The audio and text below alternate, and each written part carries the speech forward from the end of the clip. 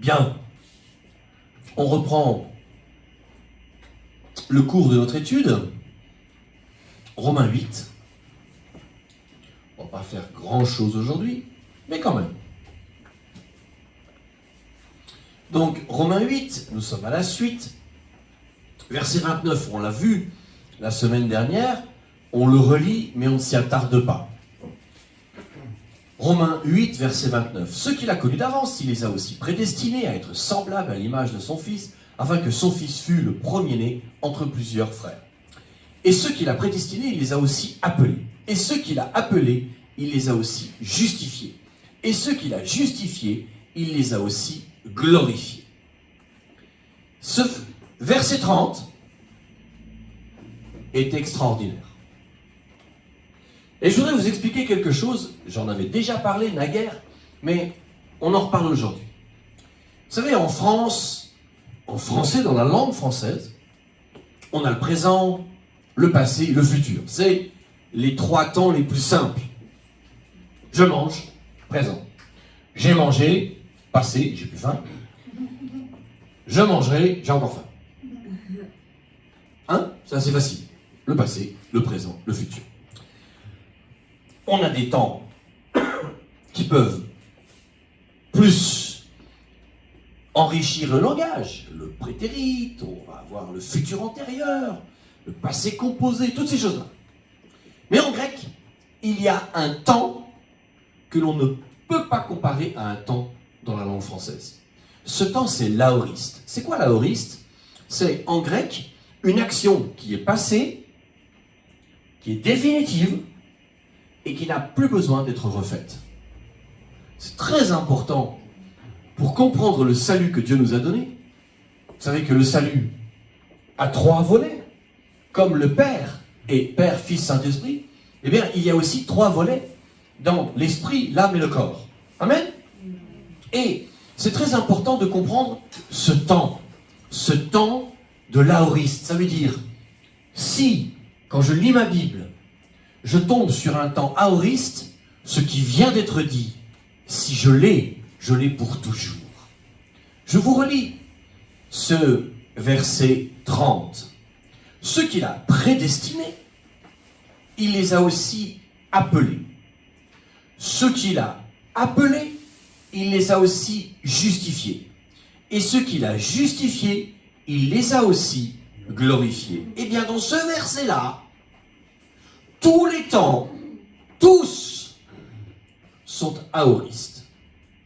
Ça veut dire que tout ce qui est dit dans le verset 30, si tu fais partie de ceux, et ceux qu'il a prédestinés, etc., si tu fais partie de ceux-là, si tu fais partie de ceux qui ont dit oui à Jésus, alors tout ça, tu l'as depuis le jour où tu as accepté Jésus, et pour toujours, aucune action de ta part, de la part d'un tiers, dans le ciel, sur la terre, sous la terre, ne peut changer cela plus jamais. Un aoriste, on pourrait dire que c'est un décret définitif. Et non seulement tous les temps ici sont aoristes, mais en plus, ce sont des aoristes actifs. Ce n'est pas une voix passive ici, mais active. Donc ça veut dire, ça vit en toi depuis que tu l'as reçu, pour toujours et même dans l'éternité. Ça change complètement le sens des mots. Alors, on va les prendre un par un. Prédestiné, prourizo, ça veut dire prédéterminé, décidé d'avance. Ça veut dire prédestiné. Mais ça a été décidé d'avance que non seulement on serait sauvé, parce que Dieu savait le choix que nous ferions, mais la destinée. Je parlais l'autre jour avec Ethan sur un sujet par rapport au sport. Le fait de savoir que Dieu nous a prédestinés doit nous induire de réfléchir à ce que Dieu veut que l'on fasse, ou oui, ou non, ou pas. Parce que, puisqu'il nous a prédestinés, ça veut dire qu'il a un scénario pour notre vie. Il a un dessein, un projet pour notre vie. Il a la femme parfaite, ou l'homme parfait si on a une sœur. Bon, après, quand j'ai dit ça, la femme parfaite est toujours casse-pied. Hein? Ça va avec. Parce que l'homme parfait est toujours aussi assez pénible. En tout cas, dans sa forme humaine. Dans sa forme divine, j'imagine, ça va mieux, oui. Mais dans sa forme humaine, il y a quand même un pack supplémentaire. Hein? Mais ça a été décidé d'avance. Ça a été décidé d'avance qu'il y aurait un bonheur pour toi. Amen. Alléluia. Donc, si je vous le lis dans sa forme aoriste, et que je paraphrase, lis bien avec moi, Romains 8, 30. Et ceux qu'il a prédestinés, puisque tu sais que tu as donné ton cœur à Jésus, que tu as demandé pardon pour tes péchés, alors tu peux dire, et moi, qu'il a prédestiné, un jour dans son cœur, c'est fait aujourd'hui, c'est pour toujours, personne ne peut me l'enlever. C'est un peu plus profond. C'est un peu plus rassurant. Et de vous à moi, c'est un peu plus logique. Si on nous dit que nous sommes héritiers de Christ, il s'agirait qu'on ait un héritage. J'ai eu un entretien cette semaine, un entretien terrible, comme je n'aime pas trop les avoir. Mais j'étais avec un jeune homme qui est haï par son père. Haï. Et qui, ce mois-ci, en France, a été voir un notaire pour demander à déshériter son fils, parce que c'est un homme très riche. Et le jeune homme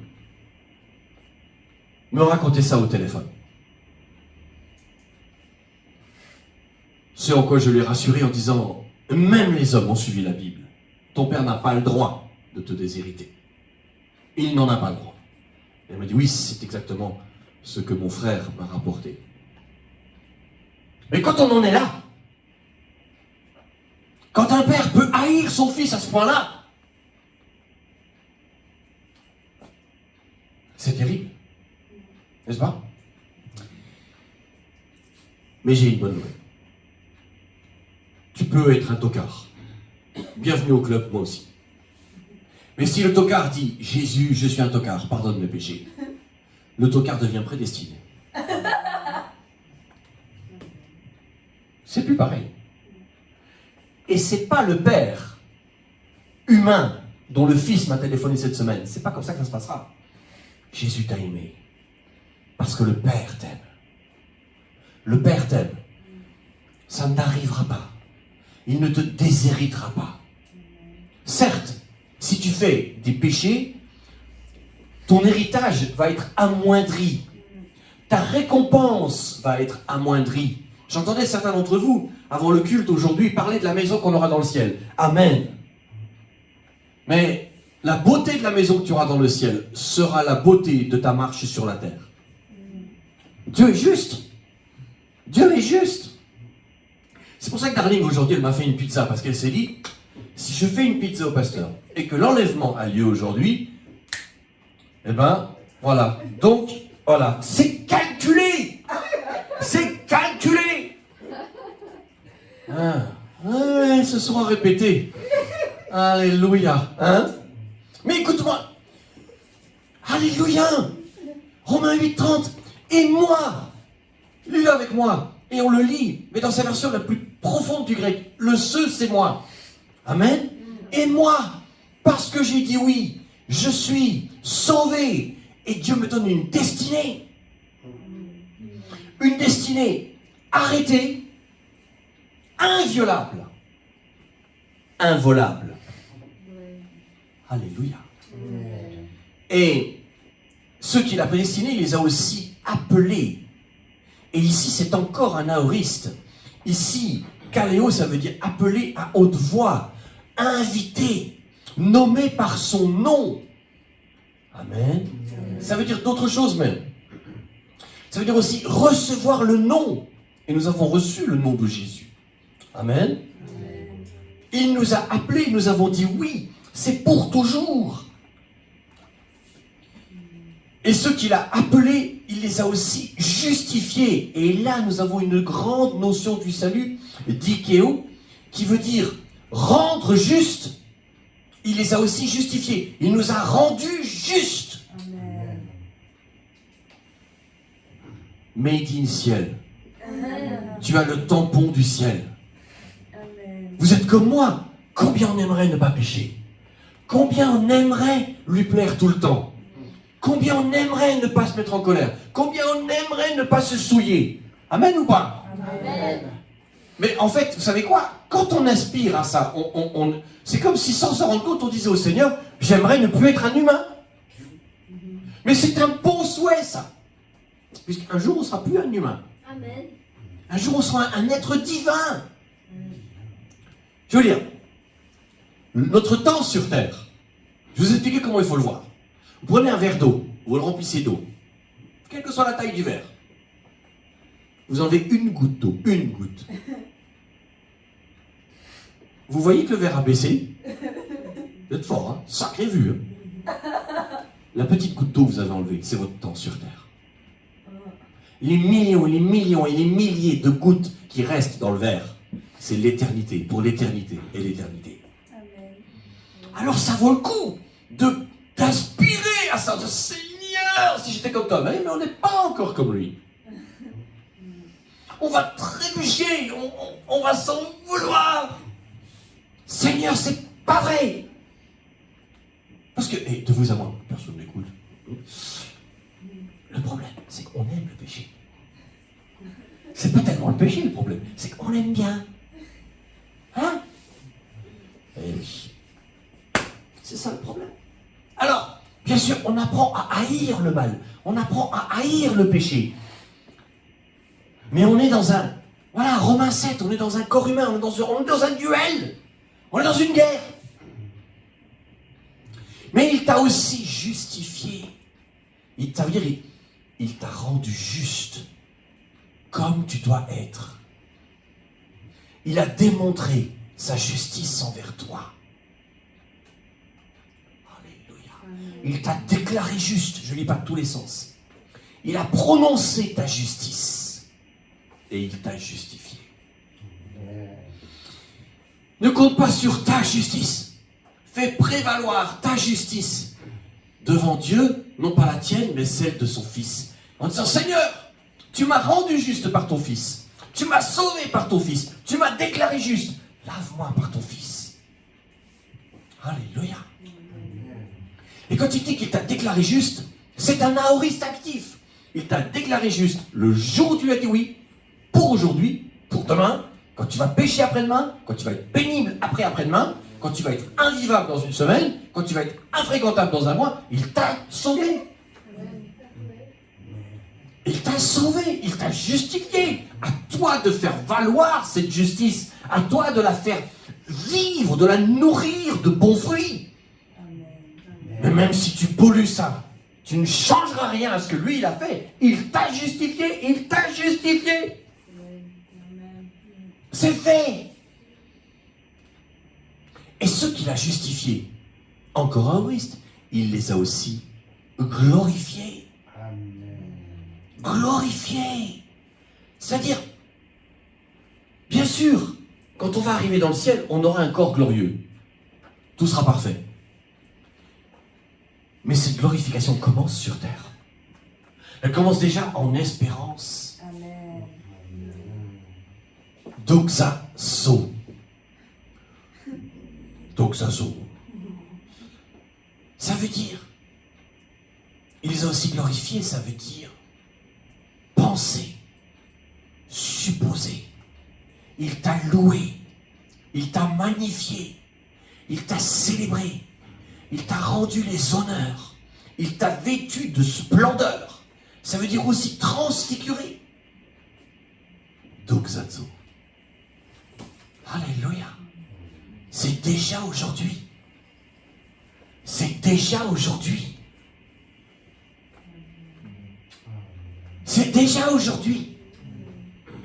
Quand on est triste, on n'a pas l'impression d'être magnifié. Quand on a péché, on n'a pas trop l'impression d'avoir été célébré par le ciel. Loué par le ciel. Mais c'est des mirages. C'est l'ennemi qui nous ment et qui nous ment et qui nous ment et qui nous ment. Pour nous ramener plus bas que terre, comme si on valait rien. Alors que tu vaux énormément. Il y en a qui parlent trop, c'est Jésus qui les a fait comme ça. Ils apprennent à se taire. Comme Fred. Fred Astaire, voilà. Hein? Il y a ceux qui ne parlent pas assez. Dieu veut les apprendre à parler. Amen. Allez. Comment vous pouvez ne pas être bouillant comme ça? Tiens ta Bible, tu me feras plaisir. Comment vous pouvez ne pas être bouillant? Comment vous pouvez ne pas être bouillant? Vous savez quoi? Proclame ces paroles. T'arrives pas à vivre la gloire de Dieu? T'arrives pas à vivre le fait que tu es sauvé? Et quoi qu'il arrive, Jésus t'aime. T'es écrasé par le poids de la peur en disant « Ah oui, mais moi j'ai fait ci, moi j'ai fait ça, donc Dieu ne me voudra pas. » Prends ta Bible. Apprends ce verset par cœur, Romains 8, 30. Et proclame « Oui, Jésus m'a destiné. Pire, mieux, le Père m'a prédestiné. Oui, il m'a appelé, je l'ai entendu, j'ai répondu. Oui, il m'a justifié un jour, pour toujours. Amen. Quoi qu'il arrive. Je serai avec lui dans le ciel. Christ en moi, l'espérance de la gloire, nous dit la parole. Christ en moi, l'espérance de la gloire. Alors je vais me mettre au travail. Je vais prier du mieux que je peux. Je vais m'éloigner du péché le mieux que je peux. Je vais tout faire pour me tenir dans sa présence et qu'il agrée le pauvre pécheur que je suis. Puisque c'est déjà fait. Ainsi, je ne vais plus chercher à lui plaire pour être sauvé, mais parce que je suis sauvé.